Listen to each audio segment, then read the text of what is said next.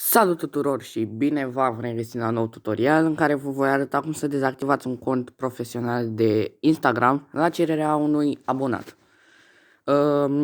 Întâi vă duceți pe contul vostru de Instagram.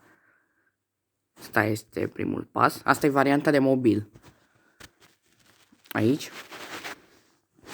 Vă duceți pe butonul de meniu din dreapta sus. Butonul de setări din dreapta jos.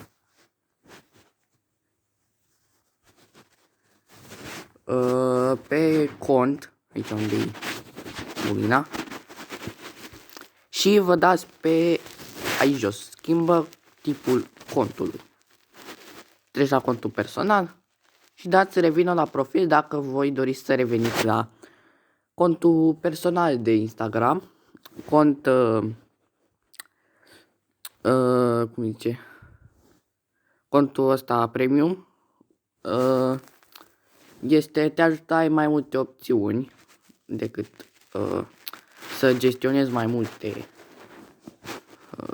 multe chestii pe contul tău, contul profesional, că nu vedeam cum zice atunci.